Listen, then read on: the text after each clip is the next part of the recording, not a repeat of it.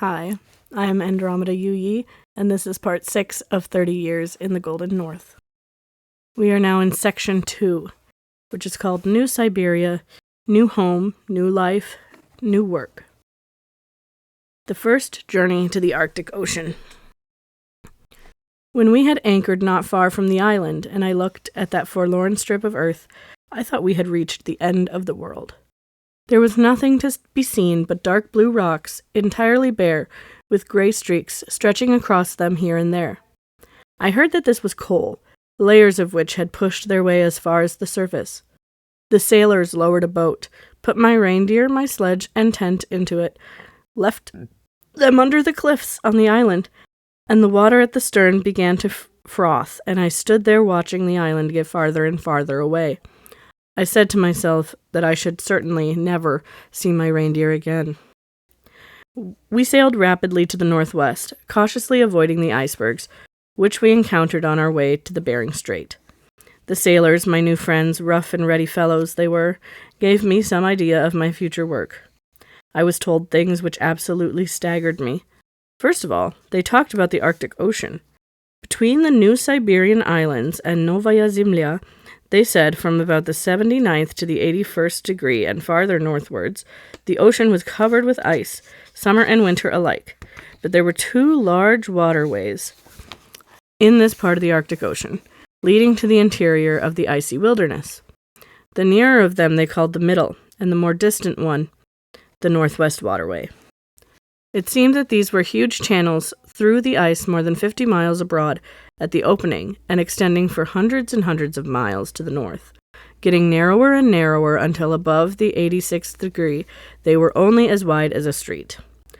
I could not believe my ears. What an extraordinary thing! And why, I asked, is there perpetual ice in some places and water in others? They said that there were some rapid currents, which were warm in temperature. The large waterways remain practically in the same place year after year. From the right and the left of them led side channels, sometimes as large as 5 miles abroad, sometimes only a few yards. And so the whole of the Arctic Ocean was really intersected by a network of waterways, and it was just the large waterways and the side channels which were the haunts of the whales, and that is where we had to go after them.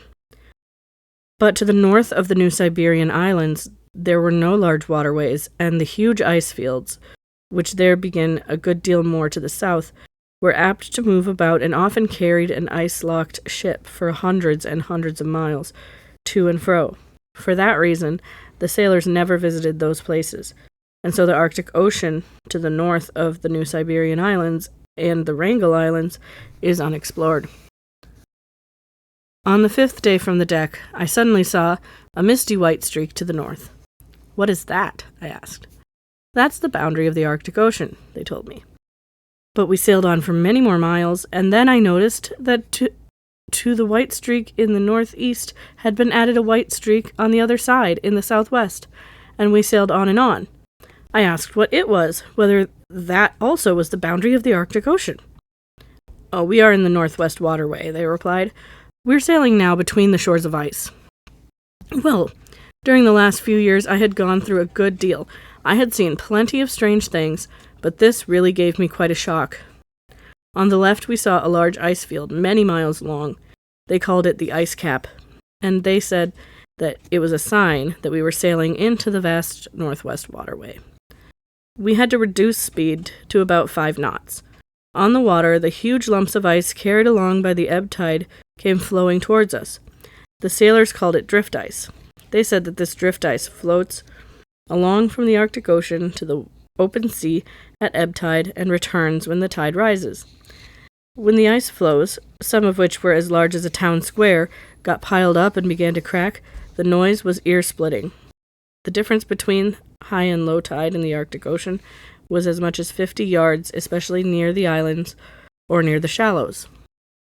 Before very long we reached a spot where the drift ice was much scantier, and we could get along more quickly. We sailed on and on, to the right and to the left of the distance. Strange cliffs, barriers, and slopes of ice drifted past us. With amazement I perceived that the icebergs are not white, as I formerly supposed, but light green, and others were dark green, others blue, dark blue. In fact, I even saw black icebergs, especially when we were well up north. The sky above our heads was of a changeless blue in those strange regions, where I stared fixedly at everything past which we sailed. I was overjoyed because I had managed to get so far north that the dream I had at Irkutsk had come true, that I had reached my goal. I imagined that by now we had certainly crossed the North Pole, floating like that among nothing but ice for such a long time. I ventured to ask the sailors whether we had passed the North Pole yet, but they laughed and told me that I was a fool. So then, for the first time, I realized what a terrific thing nature has created here, how vast those dreadful forlorn regions were, and what would have to be done before the pole could be reached.